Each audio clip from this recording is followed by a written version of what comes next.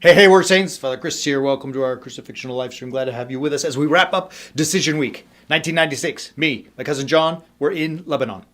Ethnically, I'm Lebanese. We went back to the motherland to see, and we ended up in a small village named Kifr Aqqa, right? So it's like up in the hills, and we speak no Arabic. My cousin, even less.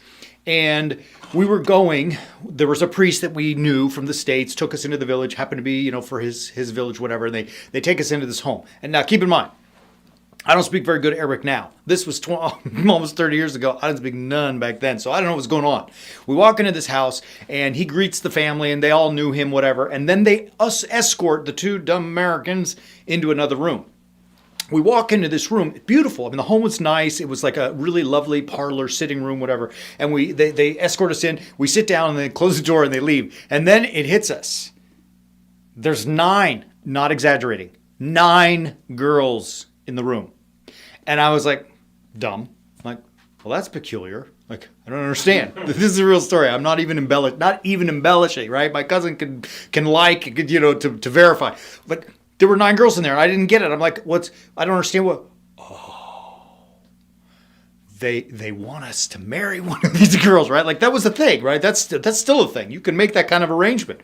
So we're sitting there, and we can't talk to them because we don't speak Arabic, and they don't speak English. And here we are in the middle of Lebanon. We're looking for the priest who we knew, who was the only guy in the house who spoke English, and he was gone. So we're stuck in this house with 9 very attractive young ladies who we can't communicate with.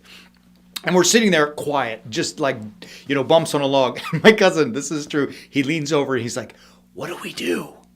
And I looked at him and said, I don't know, dude. Just pick one and let's get the hell out of here, right? Like, let's just go. And needless to say, neither one of us picked one.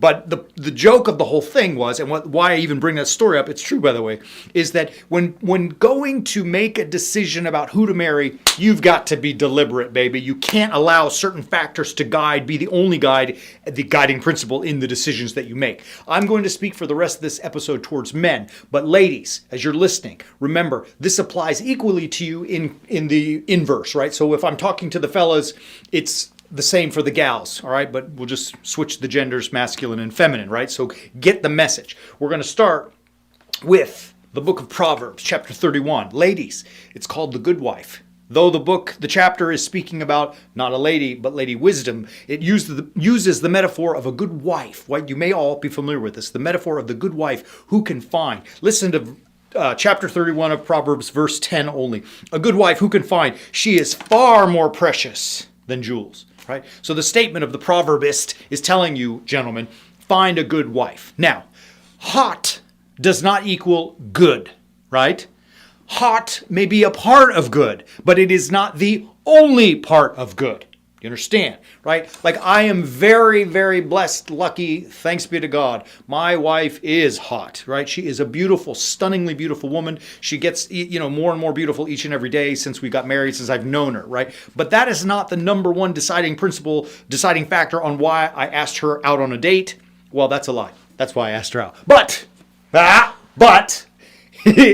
why I asked her out on a second date was because, in spite of her beautiful looks, there was so much more, right? And this was all of a sudden intriguing to me because now it became more than just a pretty face. It became someone who has a mind, who thinks, who has a heart, who has faith, who has morals, who has values. And that's what leads me to the main point of what I want to share to you today. When you are deciding who do you want to marry, who do you want to spend all of your life with, and even if you are already married, how you want to behave with this person, you must make, in some real sense, without being dramatic at all, a list. I did it. And I scored and have the best wife on the planet, right?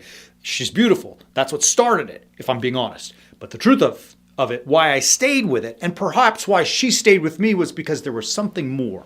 And so understanding what that something more that we want is so important. It is the decision that you must make, right? Now I'm going to tell you, we've been talking, look, watch how this works. The 4 things, the framework for the way we make decisions. Number 1 is decide. I'm going to be deliberate. I am not going to let this bad boy tell me and social media tell me how to make decisions. Number 2, God's voice, not the voice of culture, is going to be the reference point on how I make those decisions. I'm going to watch or subscribe to, if I haven't already, Understanding the Bible at our website so that I can know exactly what God's voice is saying, and then the biggie, I'm going to implement it.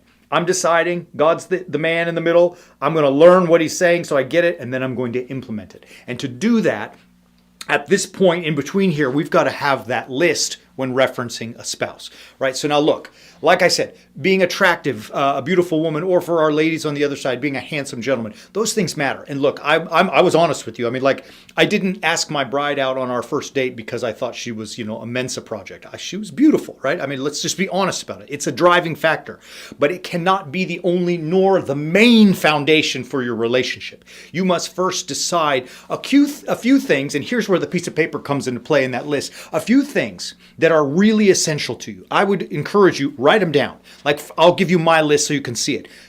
The Orthodox faith. I'm an Orthodox Christian before I was even an Orthodox priest. That matters to me. I'm Lebanese ethnically. Not a deal breaker, but it was an important thing. And I'll tell you why in that one in a moment.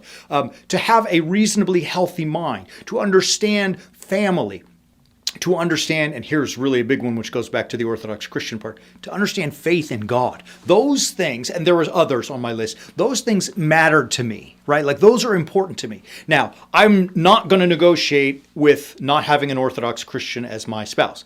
Doesn't mean that any other faith or other Christian is bad or lesser. That's not at all what we're saying. But for me, who had the desire to be an Orthodox priest, it's a requirement. So that was prerequisite number one. Being Lebanese, right? That matters to me a great deal. But if she was not Lebanese like me, it wouldn't have broken the deal if she could fill out all the rest of the boxes. Do you understand? But why do I say Lebanese? It's not because we as Lebanese are better than any other ethnicity. It's because we were raised the same way and we think the same way. And I tell all of my couples in premarital counseling, the way that my wife and I think may be crazy. I'm willing to concede that, but it's the same kind of crazy. Do you understand? So one of the things that we do on holidays, Thanksgiving and Christmas, is that we spend time with my family and then her family, and the next year we switch and back and forth. That was never a conversation in our home. It was never, therefore, the possibility of an argument in our home because we both were raised the same way to know that that's what we do. Now, I'm not even saying to you that that is the way you should behave in your relationships. But what I am saying was it never became a point of contention because whether Lebanese is good or bad, we think the same way. It's crazy, but it's the same kind of crazy. So I say that point to give you an understanding that don't let your ethnicity be the only guiding factor, just as attractiveness is the only factor. But let it be something sincerely important in the whole process because it informs the way you think, right? It informs your brain.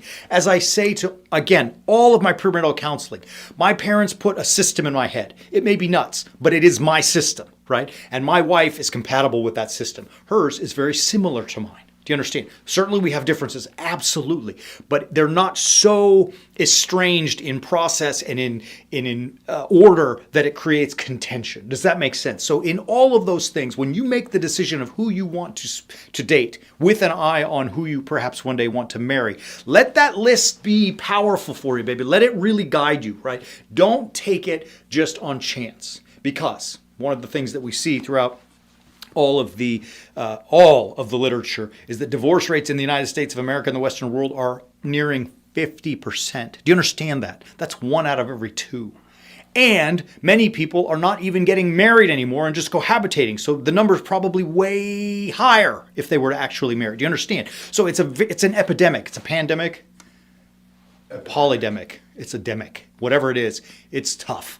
And so in order for you guys to not have to fall into that same kind of trap, maybe you can stack the deck in your favor a little bit by making good decisions on the front end and not just leaving it all up to chance because she was hot, right? I hope she is. I'm sure if you marry the right woman, she's beautiful, at least in your eyes.